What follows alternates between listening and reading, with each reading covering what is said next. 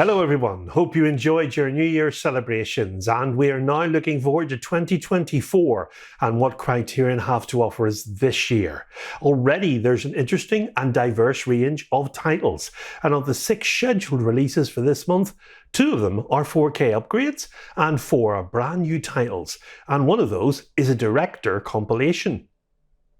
Satyajit Ray was an Indian director, screenwriter, documentary filmmaker, author, essayist, lyricist, magazine editor, illustrator, calligrapher and composer. He has done it all.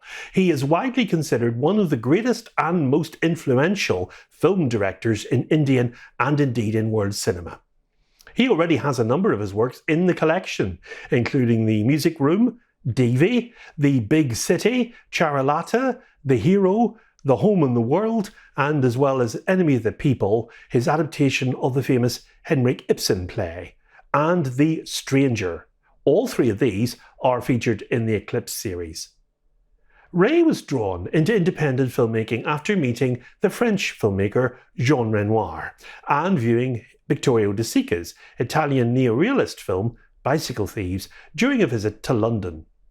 Ray's first work is quite an undertaking.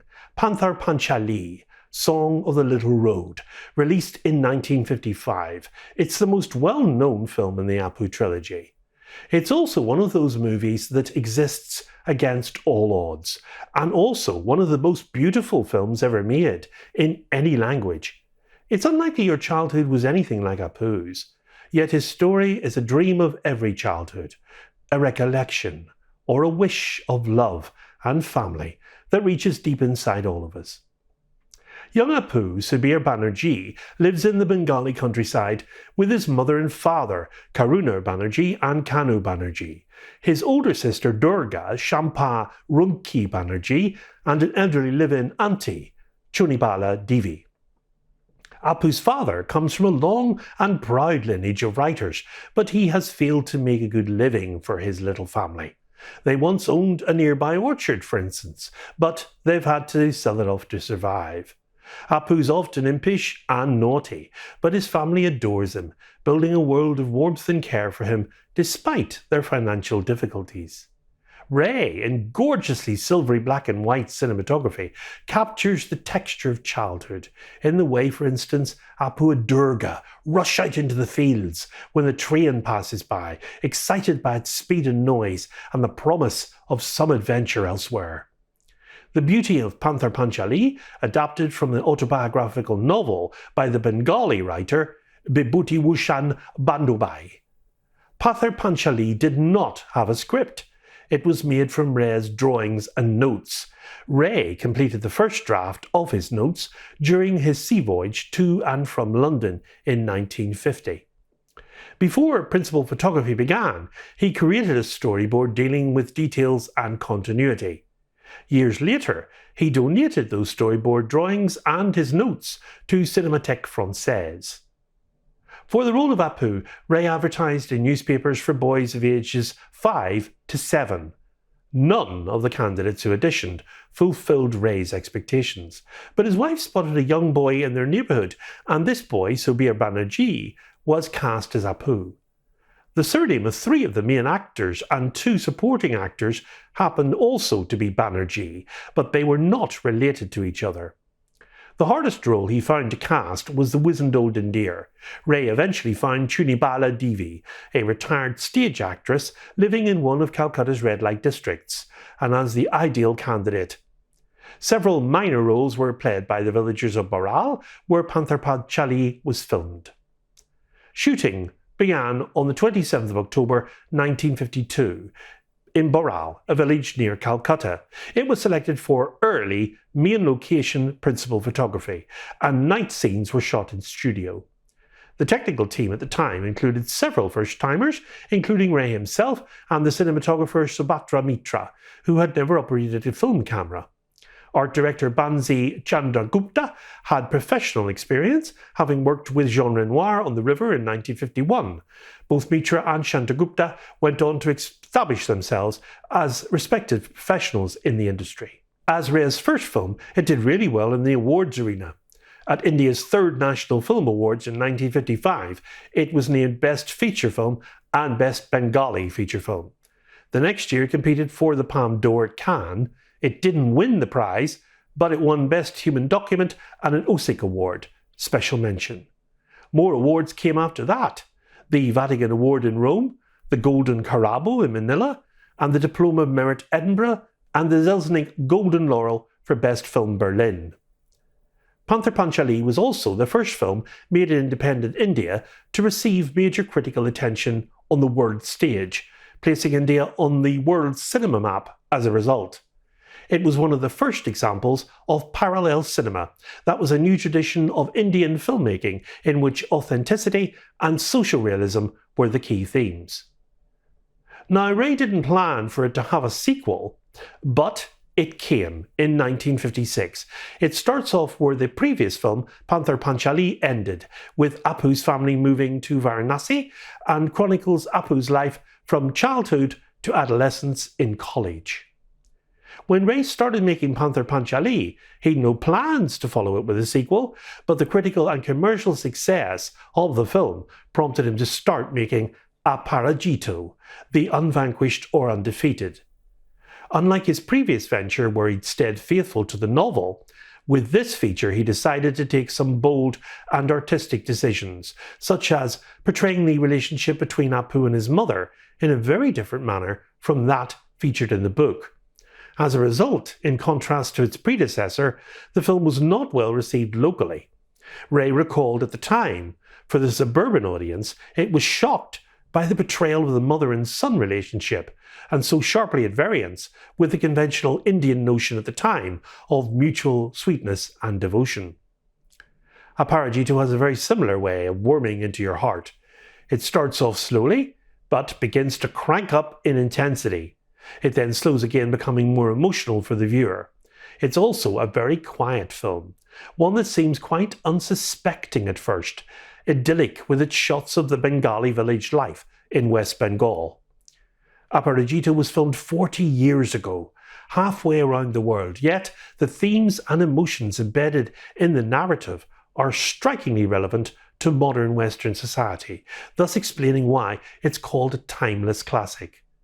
While watching this film, who doesn't not knowingly when Charoyaya carefully packs Apu's suitcase before his trip and adds a jar of homemade butter and pleads with him to write soon?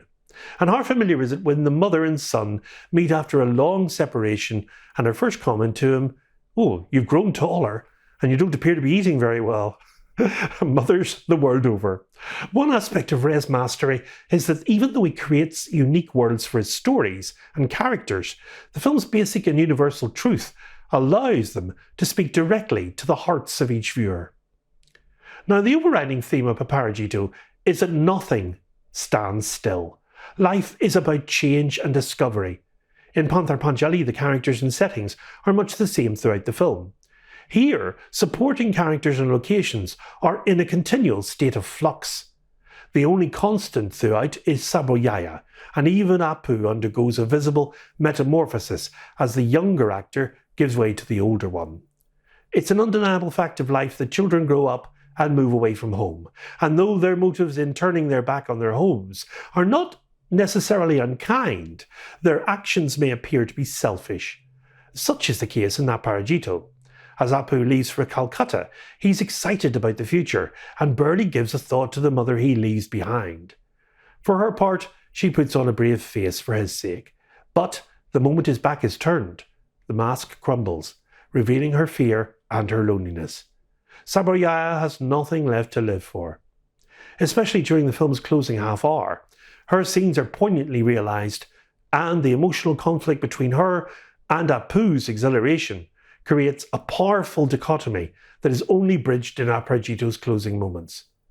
I can't say enough about the strength of Karuna Banerjee's performance here, not only in the concluding act of the film, but throughout both of Ray's first two movies. The fear of monsoon rain had forced the art director Bansi Chandragupta to abandon the original plan that he had to build the inner courtyard of a typical Benares house in the open, and the set was built instead inside its studio in Calcutta. Mitra recalls arguing in vain with both Chandragupta and Ray about the impossibilities of simulating shadowless, diffused skylight. But this led him to innovate what became subsequently his most important tool, bounce lighting. Mitra placed a framed painter white cloth over the set, resembling a patch of sky, and arranged studio lights below to bounce off the fake sky. So in the second film in the trilogy, you're already invested into the character of Apu and his life. Now we move on to the final film in the trilogy, from 1959, entitled Apur Sansar, or The World of Apu. We see him here as a young man. Now this film's truly heartbreaking. There are a few plot spoilers here, for which I do apologise, but a message will appear on the screen just before the spoil. Apur Sansar, or The World of Apu, is carefully divided into 3 acts. In the first act, we're introduced to the adult Apu, Sumitra Chatterjee, a struggling writer living in a Calcutta apartment during the 1930s. Apu is alone in the world, and he's 3 months behind in his rent as well. So, to meet his landlord's demands, he is forced to sell some of his precious books. Jobs are scarce, and Apu can't find one that suits him. One day, however, his old school friend Pulu, Swampan Mukherjee, arrives to invite him to a wedding in the village of Cluna. Apu, who doesn't have anything else to do, agrees to come along. On the day of the marriage, however, the groom develops unexpected mental problems, and the bride, Aparna, Sharmila Tagore, is left alone and unmarried. Her superstitious family believes that if a wedding does not take place at the appointed hour, she will be cursed forever. To save her, Apu is recruited as a substitute bridegroom. The second act, which has an almost playful tone to it, details Apu and Aparna's married life, how they initially come together as strangers, but then grow to love and understand one another. In slightly more than 30 minutes of screen time, Ray brings to life an unforced, deeply moving romance. Apu and Aparna's gentle relationship is punctuated by bursts of pathos and comedy, but their union is so effectively crafted that it's easy for the viewer to lose him or herself in the simple beauty that Ray has created. Alas, the happiness doesn't last forever though. The third and defining act of the film hinges on tragedy and its aftermath. Here there unfolds some real, emotionally heart-wrenching scenes as the film begins to draw to its close. Only in the final scenes of The World of Apu is the protagonist offered an opportunity at redemption. We aren't sure until the very last shot whether or not he will accept it. The tragic love story is a timeless motion picture staple, but few, if any, express emotional truth with the simple, heartbreaking eloquence of The World of Apu. Although the best stories of this sort, such as Richard Attenborough's Shadowlands, typically have moments when they ring false, this movie is free of any such missteps. Ray's considerable skills as a filmmaker are at their pinnacle here, and the result, that you see, is unforgettable. The acting, as is usually the case in a Ray film, is also of the highest calibre. Sumitra Chatterjee, who was to become a regular in the director's films, gives a fine, multi-dimensional portrayal. It's easy to believe that he is the same Apu that we got to know in the other 2 films. The void created by the absence of Karuna Banerjee, who anchored both Panther Panchali and Aparajito as Apu's mother, is filled by the exquisite performance given by Sharmila Tagore, who, like Chatterjee, would appear in future Ray films. She also appeared in Mississippi Masala. The greatness of the Apu Trilogy lies not only in its intimate understanding of the intricacies of human nature, but the artistry with which it expresses those truths. Each of the films is filled with wondrous images, and watching Apu's life unfold is like looking through a window into a rare and unique world. Even though the trilogy includes much tragedy, Ray gives birth to hope from each despair and a measure of joy from every sadness. After all, life is like that, and the Apu Trilogy reflects the human experience. Now, the films are presented in the same packaging as before, with 3 separate mini cases and the set containing the same following comprehensive special features. 4K digital restorations of all 3 films undertaken in collaboration with the Academy Film Archive at the Academy of Motion Picture Arts and Sciences and L'Immagine Ritrovata, with uncompressed mono soundtracks on the 4K and Blu-ray editions. Audio recordings from 1958 of director Satyajit Ray reading his essay A Long Time on the Little Road, and in conversation with film historian Gideon Bachman. Interviews with actors Sumitra Chatterjee, Shampa Srivastava and Sharmila Tagore. Camera assistant Sumendra Roy and film writer Ujjal Chakraborty. Making the Apu Trilogy, Satyajit Ray's epic debut, a video essay by Ray biographer Andrew Robinson. The Apu Trilogy, A Closer Look, a programme featuring filmmaker, producer and teacher Mamoon Hassan. Excerpts from the 2003 documentary The Song of the Little Road, featuring composer Ravi Shankar. The Creative Person, Satyajit Ray, a 1967 documentary, short, by James Beveridge, featuring interviews with Ray, several of his actors, members of his creative team, and the film critic Shinadana Dasgupta. Footage of Ray receiving his honorary Oscar in 1992, programmes on the restorations by filmmaker Koganada, and essays by critics Terence Rafferty and Girish Shambhu, as well as a selection of Ray's storyboards for Panther Panchali. Cover is by F. Ron Miller. Satyajit Ray's breathtaking milestone of world cinema rises from the ashes in a meticulously reconstructed restoration, as all the original film negatives were damaged in a fire in a London laboratory in the summer of 1993. Now, sometimes digital reconstructions and restorations get a bad reputation because directors use them to tweak and change the look of the film. But this is a prime example of this technology bringing back films, where some of the original source material has gone forever, and preserving them for posterity. The existing Blu-rays are already very high quality, high definitions, but the new 4K transfers up the clarity again another notch. Amazing, considering that many of the film elements are from other sources around the world, as those parts of the original camera negative could not be reconstructed.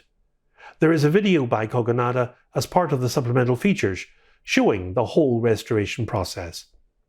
Panther Panchali has a running time of 125 minutes, Aparajito has a running time of 110 minutes, and Apur Sansar has a running time of 106 minutes, all coming with an aspect ratio of 1:37:1. The Apu Trilogy is collectively labelled as Spine 782. Each film in the set has its own spine number, and it releases in the US on Blu-ray and 4K on Tuesday the 2nd of January. Now, I'd also like to give a mention to the superb 2022 film Aparajito, directed and co-written by Anik Dutta. Under the banner of Friends Communication, it's based on the making of the film Panther Panchali by Satyajit Ray. The film, being shot in black and white, stars Jitu Kamal in the title role of Aparajito Ray. It's certainly worth looking into, and it's an insight into what Ray went through during the period of filming. Also, but please don't see it all as historically accurate. It is a fictional account. So in the next edition, we have a 4K. It's an upgrade from the Coen brothers' excellent, darkly comic neo-noir Blood Simple. So until then, from me, it's goodbye and above all, good Criterion viewing.